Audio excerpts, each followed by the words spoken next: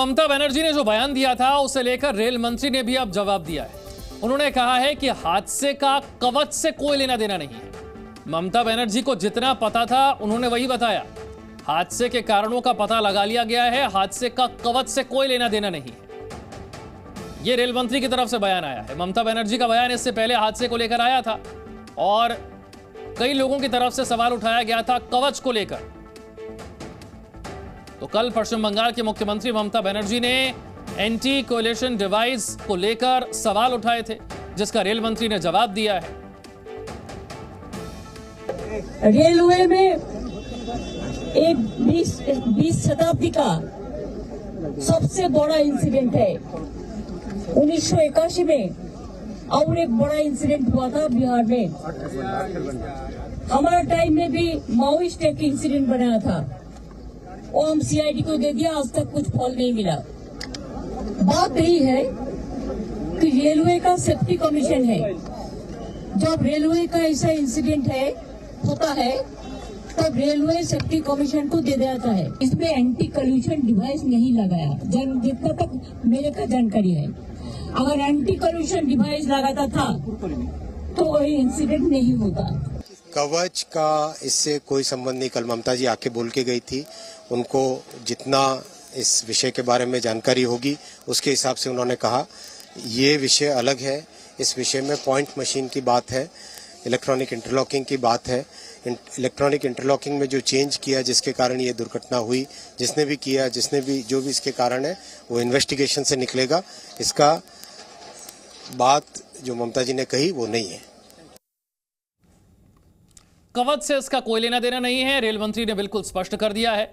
Rail मंत्री खुद action में नजर आ रहे हैं। आज सवेरे फिर से एक बार वो दुर्घटना स्थल पर पहुंचे। हादसे की जगह पर पहुंचकर अधिकारियों से बात करते हुए, ट्रैक क्लियर करवाते हुए और बताते हुए कि बुधवार सुबह तक नॉर्मल ऑपरेशन फिर से शुरू हो जाएगा।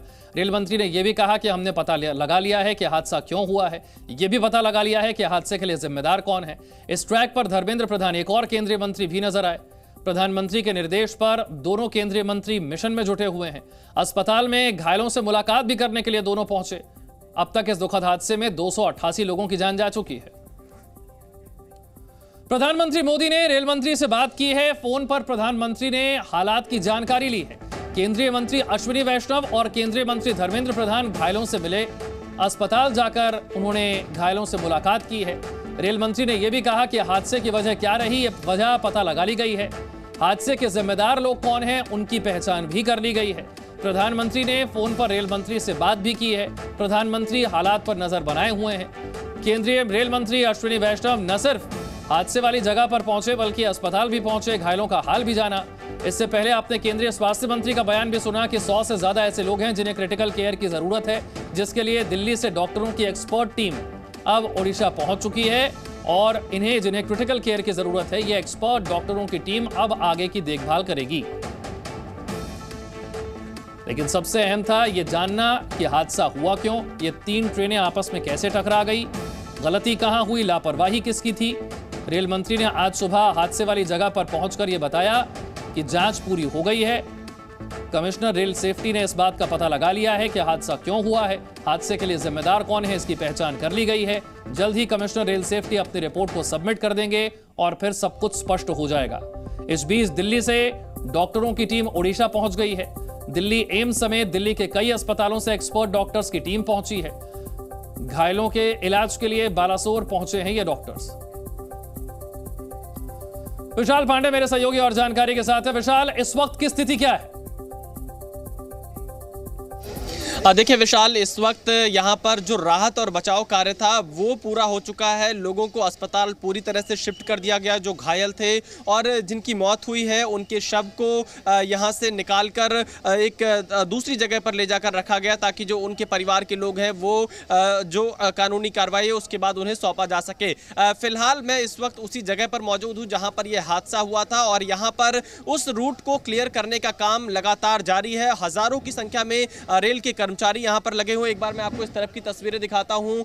यहाँ पर आप देखिए, ये वही स्पॉट है जहाँ पर ये हादसा हुआ था जब कोरोमंडल एक्सप्रेस डीरेल हुई। उसके बाद जो 2 और ट्रेनें थी वो आपस में किस तरह से टकराई है, हालांकि अभी जांच का विषय है, कोई क्लैरिटी इस मुद्दे पर नहीं हो पाई है। लेकिन इसी जगह पर यह हादसा हुआ था। 288 लोगों की मौत और सैकड़ों की संख्या में लोग घायल हुए हैं। फिलहाल यहाँ पर बहुत तेजी से इस पूरे रूट को क्लियर करने का काम किया जा रहा है। जो बोगियां रेल की पटरी पर मौजूद थी उन्हें वहां से हटा दिया गया है और इस वक्त यहाँ पर फिलहाल इस पूरे रूट को खाली कराने का काम चल रहा है ताकि जो रेल का आवागमन है वो इस रूट पर दोबारा शुरू किया जा सके। हालांकि जांच रिपोर्ट, जो कि रेल मंत्री अश्विनी वैष्णव ने कहा है कि उनके पास प्रारंभिक जांच रिपोर्ट की सूचना आ चुकी है, कौन लोग इसमें दोषी हैं उसकी जानकारी उन्हें मिल चुकी है और साथ ही किन वजहों से यह हादसा हुआ है इसकी जानकारी भी मिल चुकी है, लेकिन इसे अभी तक पब्लिक नहीं किया गया है। सवाल यहां पर बार बार यही उठ रहा है कि 288 लोगों की मौत का जिम्मेदार कौन है,